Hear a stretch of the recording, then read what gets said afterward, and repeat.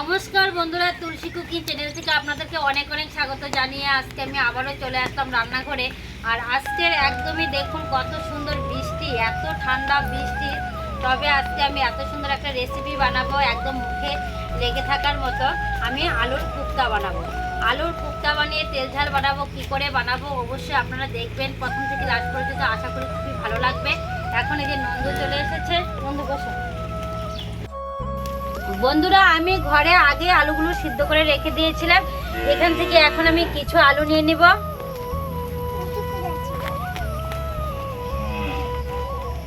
এখন এই আলুর মধ্যে দিয়ে দেব আমি লঙ্কার গুঁড়ো,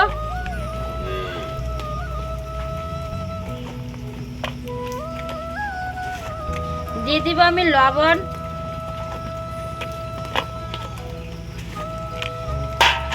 দিয়ে দেব আমি হলুদের গুঁড়ো,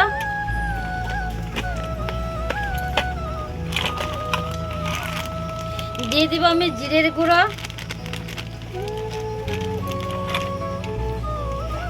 দিয়ে দেব অল্প পরিমাণ করে পেঁয়াজ কুচি। এখন এটা আমি ভালো করে মেখে নেব।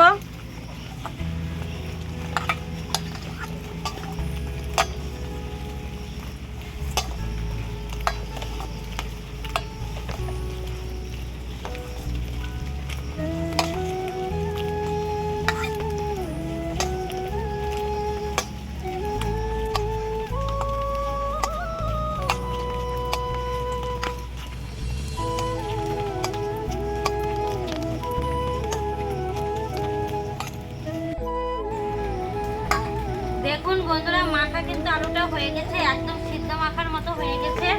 এখন আমি তার মধ্যে দিয়ে দেবো আমি 2টা ডিম ভেঙে। আপনারা চাইলে ডিম আরো বেশিও দিতে পারেন।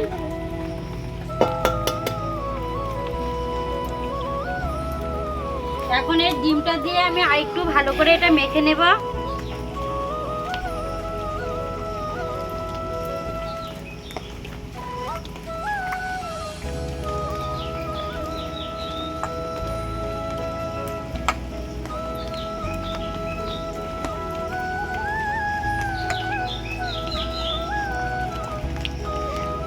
দেখুন একটা ব্যাটারের মতো হয়ে গেছে।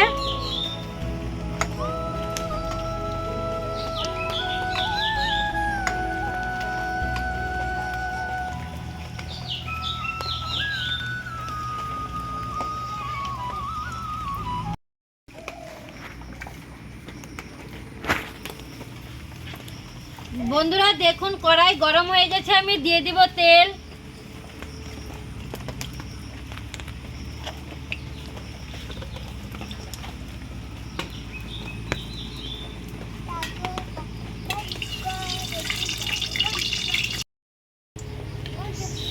বন্ধুরা তেল গরম হয়ে গেছে, এখন এই কুফতাগুলো আমি ভেজে নেব।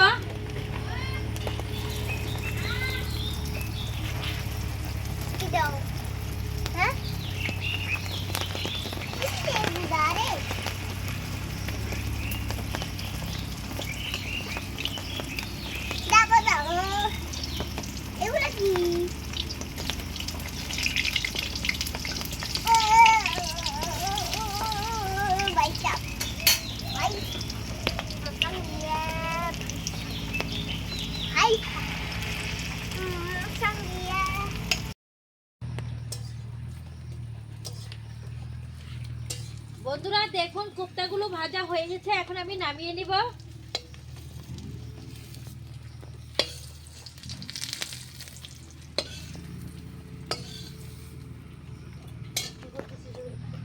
বন্ধুরা কড়াইতে তেল আছে, এখন আমি দিয়ে দিব আরেকটু তেল। আর নন্দু আমাদের এত দুষ্ট হয়েছে, ও কারো কথা শোনে না। এখন এই আলুগুলো আমি ভেজে নেব।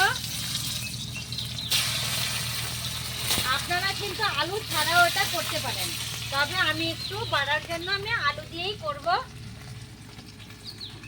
দিয়ে দেবো আমি হলুদের গুঁড়ো,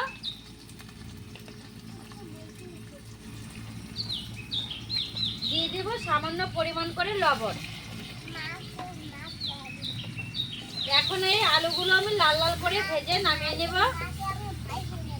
নন্দু বলছে তার মাকে ভয় পায় না, শুধু আমাকেই ভয় পায়।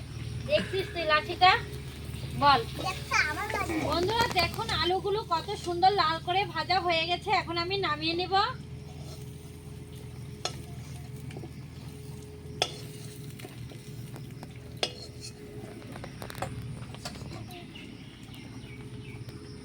এখন আমি ওই কড়াইতে দিয়ে দেবো, সামান্য তেল আছে কড়াইতে, দিয়ে দেবো আমি তেল।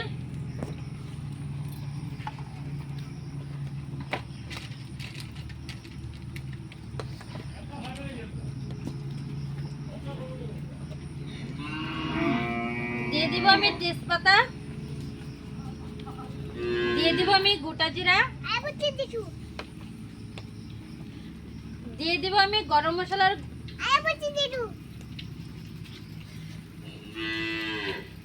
দিয়ে দিব আমি পেঁয়াজ কুচি, দিয়ে দিব আমি টমেটো কুচি,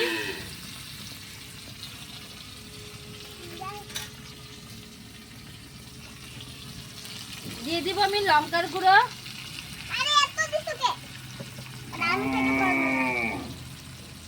তুই খাবি না,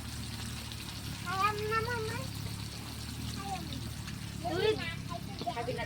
দিয়ে দিব আমি হলুদের গুঁড়ো,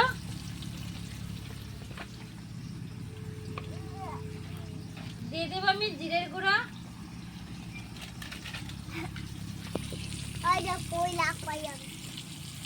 এখানে আছে জিরা জিরা বাটা, আদা বাটা, পেঁয়াজ বাটা, রসুন বাটা, ধনে বাটা একসঙ্গে আমি দিয়ে দিব।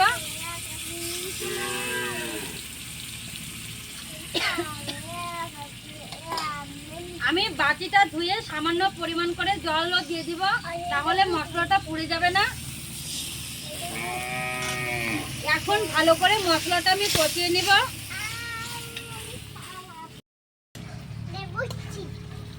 দেখুন বন্ধুরা মশলাটা কষানো হয়ে গেছে আর মশলা থেকে তেল ছেড়ে দিয়েছে। এখন আমি তার মধ্যে দিয়ে দেব আমি লবণ, লবণটা নিজেদের পরিমাণ করে দিয়ে দিব। দিয়ে দিব আমি চেরা কাঁচা লঙ্কা। এখন আমি দিয়ে দেবো এই ভাজা আলুগুলো। এখন এই ভাজা আলুগুলো দেওয়ার পরে একটু হালকা আমি মিশিয়ে নিব। মশলাটা আগে থেকে আমার ভাজা হয়ে গেছিলো, আলুগুলো ভাজা হয়ে গেছিলো, এখন কোনো ভাজার কোনো কারণ নেই। এখন আমি দিয়ে দিব জল।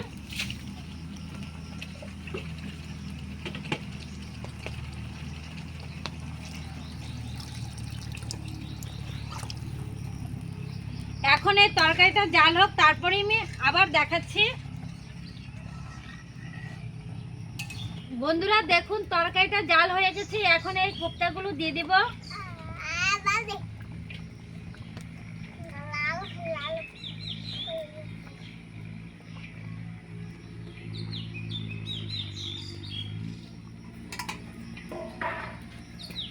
এখন এই কোপ্তাগুলো উপর দিয়ে আমি গরম মশলার গুঁড়ো আমি ছড়িয়ে দিব।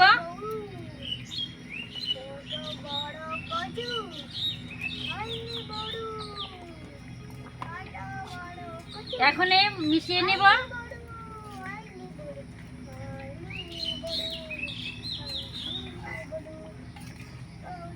দেখুন বন্ধুরা তরকারিটা কত সুন্দর হয়েছে, মনে হচ্ছে মাছ মাংসের কোনো দরকারই হবে না এরকম তরকারি হলে। আর একদমই অল্প উপকরণ দিয়ে আমি রান্না করেছি আলুর কোপ্তা। এই আলুর কোপ্তাটা অবশ্যই আপনারা বাড়িতে বানিয়ে খাবেন, ঠান্ডার দিনে খুবই ভালো লাগবে।